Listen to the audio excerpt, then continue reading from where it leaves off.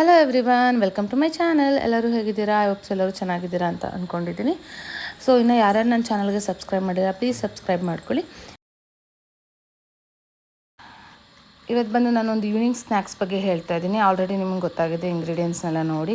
ನಾನು ಬಂದು ಇವತ್ತು ಚುರುಮುರಿ ಮಾಡ್ತಾಯಿದ್ದೀನಿ. That is called like bhelpuri ಅಂತ ಏನಂತಾರೆ, ಅದನ್ನು ಇವತ್ತು ನಾನು ಮಾಡ್ತಾಯಿದ್ದೀನಿ. ಅದಕ್ಕೆ ಬಂದು ನಾನು ಆನಿಯನ್, ಟೊಮೆಟೊ ಮತ್ತು ಕ್ಯಾರೆಟ್ ಮತ್ತು ಚಿಲ್ಲಿ ಆ್ಯಂಡ್ ಕುಕ್ಕುಂಬರ್ ಮತ್ತು ಸ್ವಲ್ಪ ಆಲಿವ್ ಆಯಿಲ್ನ ಹಾಕ್ಕೊತಾ ಇದ್ದೀನಿ. ಇದನ್ನೆಲ್ಲ ಹಾಕಿ ನೀಟಾಗಿ ಅದನ್ನು ಮಿಕ್ಸ್ ಮಾಡಿ, ಅದಾದಮೇಲೆ ನಾನಿಲ್ಲಿ ಹುಣಸೆ ಹಣ್ಣು ಮತ್ತು ಬೆಲ್ಲನ ಸೋಕ್ ಮಾಡಿ ಇಟ್ಟಿದ್ದೆ ವಾಟರಲ್ಲಿ, ಅದನ್ನು ಸ್ವಲ್ಪ ಹಾಕ್ಕೊತಾ ಇದ್ದೀನಿ. ಸ್ವಲ್ಪ ಜನ ಗ್ರೀನ್ ಚಟ್ನಿ ಮತ್ತು red chutney and sweet chutney ಎಲ್ಲ ಯೂಸ್ ಮಾಡ್ತಾರೆ. ಬೇಕಾದರೆ ನೀವು ಅದನ್ನು ಕೂಡ ಆ್ಯಡ್ ಮಾಡ್ಕೋಬೋದು. ನಾನು ಅದನ್ನೆಲ್ಲ ಏನೂ ಆ್ಯಡ್ ಮಾಡಿಲ್ಲ.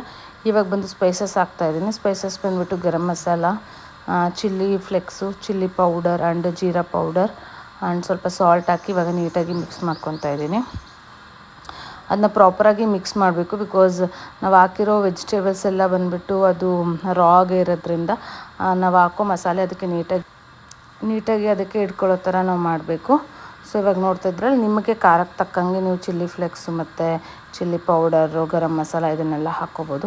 ಇವಾಗ ನಾನು ಬಂದುಬಿಟ್ಟು ಸೇವ್ ಹಾಕ್ಕೊತಾ ಇದ್ದೀನಿ. ಸೇವ್ ಮತ್ತು ಸ್ವಲ್ಪ ನಿಪ್ಪಟ್ಟನ್ನ ಕ್ರಷ್ ಮಾಡಿಟ್ಟಿದ್ದೆ ಮತ್ತು ಕಡಲೆ ಬೀಜನ ಸ್ವಲ್ಪ ಲೈಟಾಗಿ ಫ್ರೈ ಮಾಡಿದ್ದೆ. ಅದನ್ನೆಲ್ಲ ಹಾಕಿ ನೀಟಾಗಿ ಮಿಕ್ಸ್ ಮಾಡಾದಮೇಲೆ ನಾವೇನು ಕಡಲೆಪುರಿ ಇರುತ್ತಲ್ಲ ಅದನ್ನು ಇದಕ್ಕೆ ಹಾಕ್ಕೋಬೇಕು. ಕಡಲೆಪುರಿ ಇನ್ ಕೇಸ್ ನಮಗೇನಾದ್ರು ಮೆತ್ತಗಾಗ್ಬಿಟ್ಟಿದ್ರೆ ಅದನ್ನು ಗ್ಯಾಸಲ್ಲಿ ಸ್ವಲ್ಪ ಫ್ರೈ ಥರ ಮಾಡಿಕೊಂಡು ಹಾಕ್ಕೊಂಡ್ರೆ ಚೆನ್ನಾಗಿರುತ್ತೆ. ಸ್ವಲ್ಪ ಲೆಮನ್ ಜ್ಯೂಸ್ ಕೂಡ ಇವಾಗ ನಾನು ಆ್ಯಡ್ ಮಾಡ್ಕೊಂಡಿದ್ದೀನಿ. ಸೊ ಇದನ್ನೆಲ್ಲ ಆ್ಯಡ್ ಮಾಡಿದ್ಮೇಲೆ ಕಡಲೆಪುರಿ ನೀಟಾಗಿ ಕಟ್ ಆಗಬೇಕು. ಆ ಥರ ಕಡಲೆಪುರಿ ಇದ್ದರೆ ತುಂಬ ಚೆನ್ನಾಗಿರುತ್ತೆ. ಸೊ ಈಗ ಕಡಲೆಪುರಿ ಎಲ್ಲ ಹಾಕಿ ನೀಟಾಗಿ ಮಿಕ್ಸ್ ಮಾಡಿದ್ರೆ ತುಂಬ ಟೇಸ್ಟಿಯಾಗಿರುವ ಬೇಲ್ಪುರಿ ರೆಡಿ ಆಗುತ್ತೆ. Thank you for watching this video.